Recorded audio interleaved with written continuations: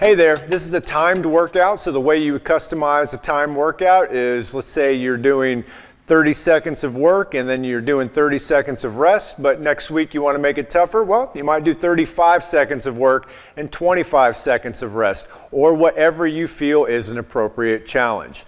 The first exercise is the shin raise. You're going to lean up against the wall and have your legs come out at an angle about hips width apart. Flex your toes and pull the balls of the feet off the mat. And you're going to try to move up and down at the fastest cadence that you can get full flexion from your feet. In other words, I want to be able to pull my feet off the mat as high as I can by flexing those shin muscles on the front of my leg. And I'm going to move up and down at a rapid and steady pace for the duration of this exercise. Keep your butt against the wall, keep your posture tight, and just grin it and bear it. That one's a burner, okay? For the split squat, you're going to stay on one side for the time allotted, and then you're going to take a little break before you move on to the next side, but you'll do both sides in the same round.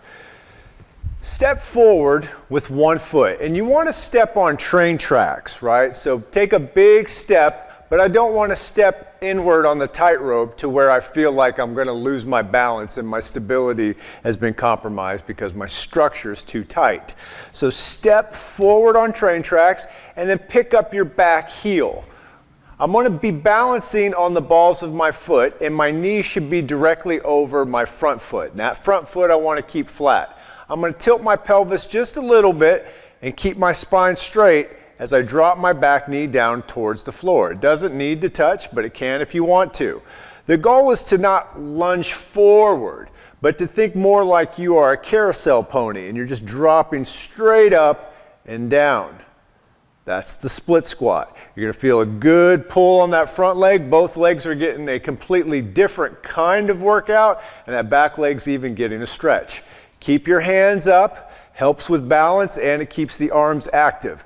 Eyes forward, move up and down at a pace that feels productive, that you can maintain that balance. Then when you're done with that, take a little bit of break for the time allotted, and then step forward with the other foot on train tracks. Little pelvic tilt. This is really critical. You don't want to go down and have your butt sticking out. I want to keep my spine straight, so I've got to tip my pelvis into neutral position, drop the back knee. If you feel like when you go down that your front heel is coming up off the ground, you might have too close of a stance and it has to go, and the knee will go past the toes. So step forward just a little bit extra, tuck, and go up and down. Exhale when you get to the bottom,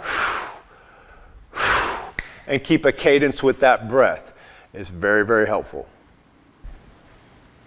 All right, so this variation of the plank is actually going to be on our knees and forearms. And the most important part here is that I am having an effect called a hollow body. And the hollow body ends up being a pelvic tilt that is supported by my glutes squeezing, my abdomen pulling in tight to my spine, and my bathroom muscles and my pelvic floor lifting up. And it's crunching in all directions, those 3 points. Glutes, tailbone tuck, with the abs and the pelvic floor.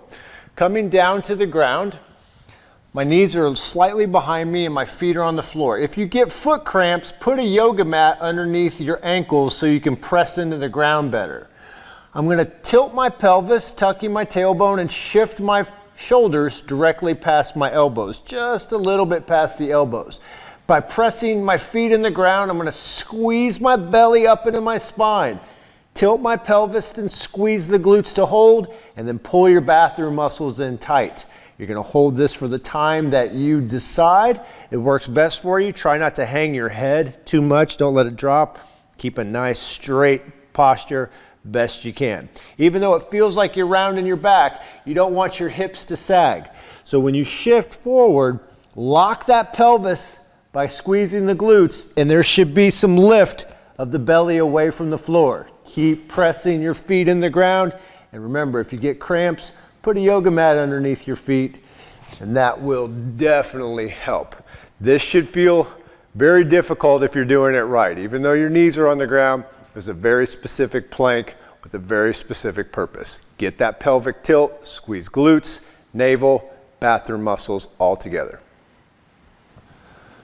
The Russian twist is one of my favorite exercises for runners because it has a great rotational core component, but it also has a postural component. So the first thing I want to do is make sure that I get the postural component down. So sitting on the ground, I'm actually going to keep my feet on the floor for now and squeeze my knees together. It's great if you can put a yoga block in there and hold it tight, then you know you're squeezing. Grab the backs of your legs at first and lift your chest up like a superhero.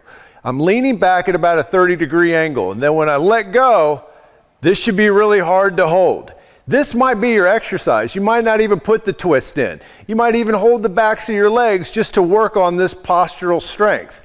Once you've established the postural strength, you can add the twisting rotation. So my elbows are punching back behind me as I continue to squeeze the knees and lift the chest. If this becomes good for you, then you can add weight like a dumbbell or a med ball and then reach out a little bit further.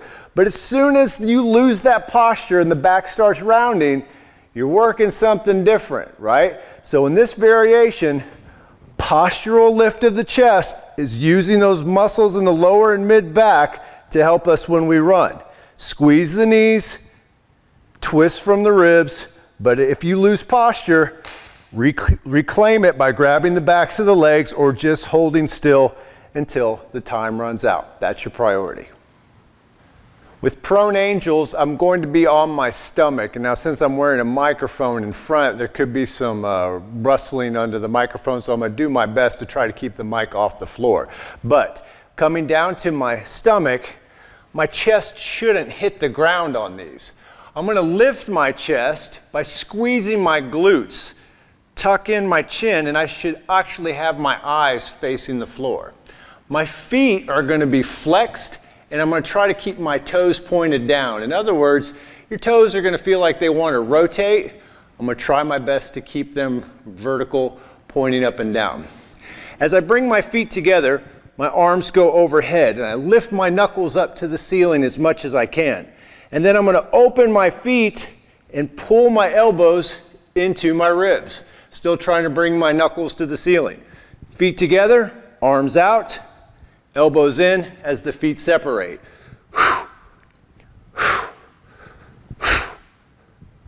If this gets easy, you can hold some small dumbbells to make tension, or you could put a band around your ankles. These glutes should be firing the whole time. That rotation of the leg, that's going to fire the glute med. That's an important muscle for us. The arms are trying to make the back muscles and the posture muscles work. That's why we're trying to get our knuckles to reach the ceiling, because that helps us flex those back muscles and the shoulder blades and keeping the chest lifted. Your chin should stay tucked so your spine is nice and strong. If I start looking up, then I might crimp my neck, and I don't run like that. I don't run looking towards the sky. I run staring at the horizon line, so I want that strength of the chin tuck. So find a nice strength. Use weights if you want to, but probably not going to be heavy. Find the time that you need. Don't forget to breathe.